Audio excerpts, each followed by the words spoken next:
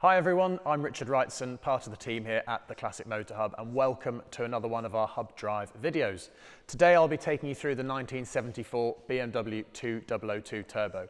Now, surprise to many, this wasn't actually the first turbocharged production car, but definitely was the first European turbocharged production car, pipping the 930 Turbo by a year.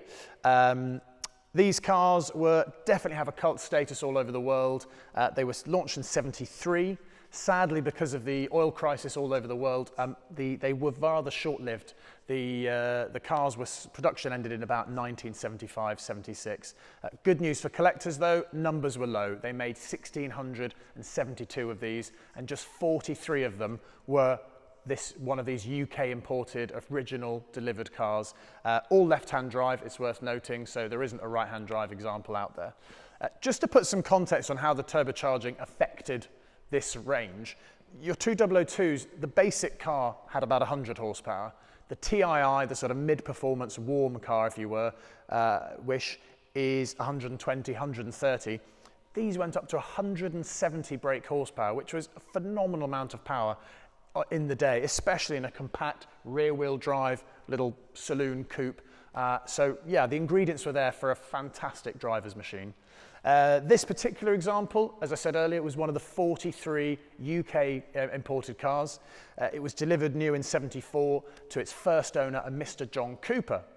Now, Mr. Cooper, we don't know a huge amount about him or its early history, but we do know from the paperwork that this car was bought in 1978 by Richard Wrightson, who was the official BMW dealer for Gloucester.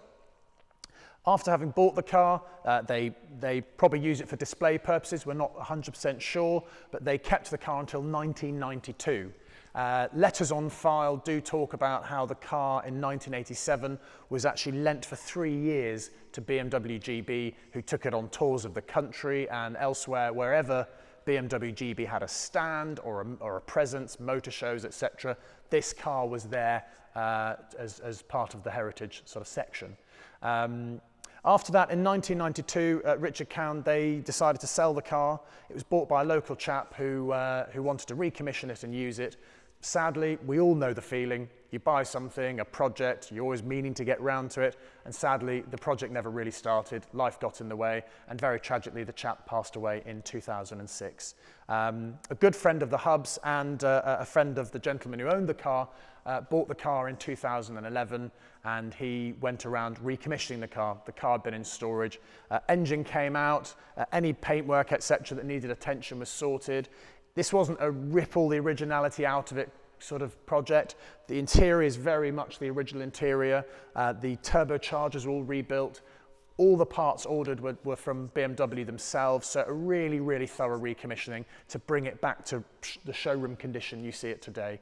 It's got a fantastic history file with it, much like the ACEA Seeker Angus did. We've got about 4 history files. We've got its original handbooks. There's photos of the car outside Richard Wrightson dealership in the '70s. So really, really, really cool history with it. There's even invoices back to the 1970s as well. The current owner bought the car from us in about 2017. You know who you are. Thank you very much. Yeah, a rethink of his collection has meant that the car is back with us, and we're very excited to try and sell it for a second time.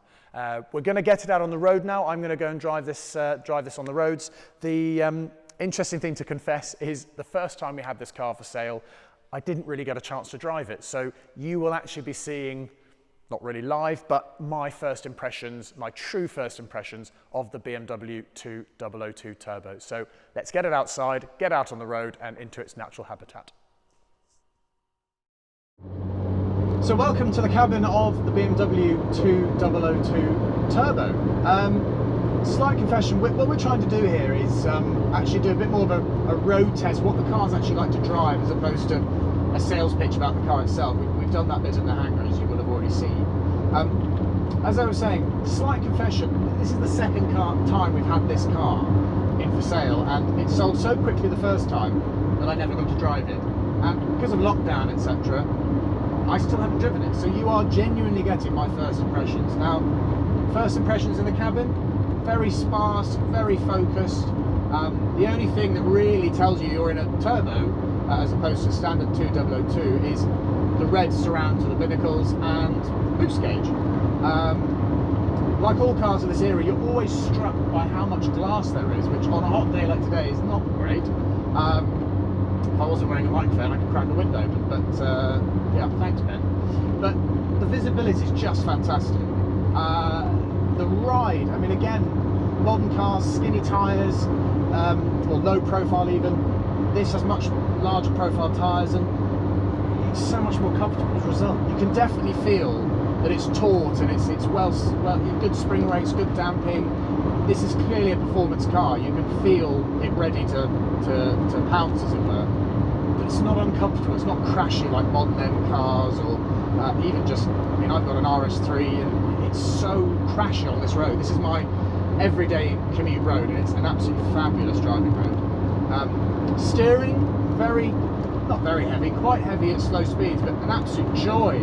Very 911-esque, you know, nice and heavy, but you really know what's going on. The engine is an absolute peach. I mean, you can just saunter along under the 4,000 RPM level where the boost comes in, and it's perfectly capable. But this is effectively a normally aspirated engine up to about 4,000 RPM, so it's not exciting to drive at that point. But hopefully we'll get our chances to stretch its legs.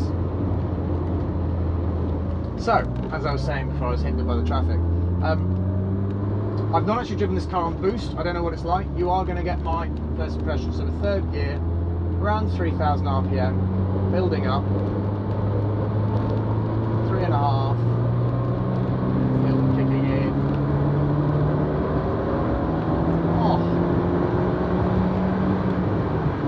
Oh, that is just fabulous. What a thing. Now the brakes. Brakes are strong. Very, very good. Lovely pedal feel. If I was being super critical, tiny bit wooden, but only because I've got out of a servo-assisted modern car before this. So really good brakes. Definitely scrub off the speed well. We're coming to a lovely bit of this bit of road where there's some lovely bends. I'll be able to tell you what the handling's like. I've already caught up with the traffic before, so I'm going to hold back somewhat to be able to enjoy the bends. To be able to tell you what the handling of this car is like. Talking of bends, one of the things that people get nervous about with turbo cars of this generation or this age is being caught out by that turbo lag, by that turbo kicking in, and it really is only in corners where you can get caught out. And I think once you learn a car, and that's the fun of these older cars, you want to learn them, you want to get to know the quirks and the characteristics, and coming on boost mid-corner is one of those characteristics, so you drive accordingly.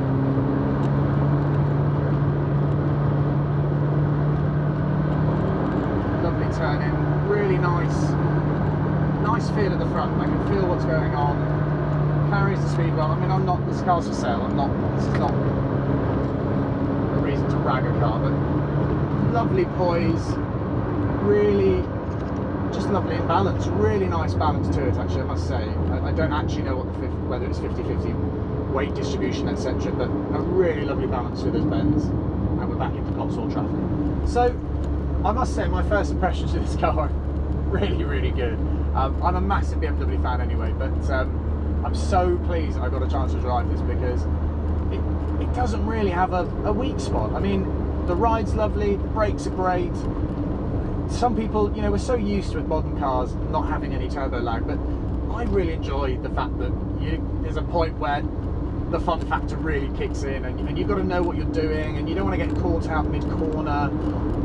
It's exciting. It's what makes these. It's why you want something like this. It's different to another modern car with, you know, stability control, traction control, ABS. You know, it's exciting. It's thrilling. I love the minimalist interior. Just keep it focused on what's ahead, the driving. You know how it should be. Just purely focus the driver on the experience of driving the motor car.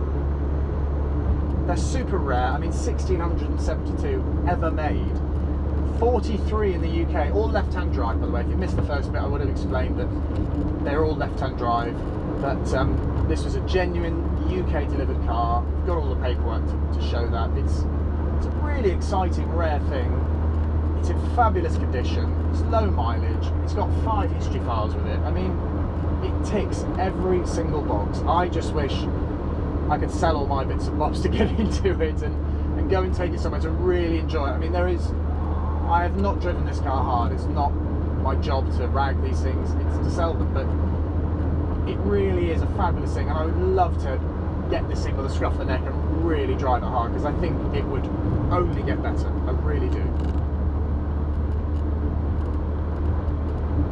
So yeah, in conclusion, what can I say? Get on down to the hub, come and see it, come and drive it, come and look through the amazing history file. It really is. If you are in the market for a 2002 turbo or anything of that sort of era, of this price bracket, it ticks so many boxes, and you will make me a very jealous man. So thank you so much for watching. Keep an eye on our YouTube channel and our social media.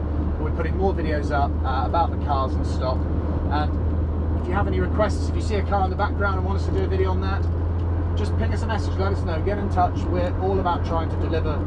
We're so lucky to work with these cars. We want to try and deliver a little bit of that experience to you guys. So yeah, over and out.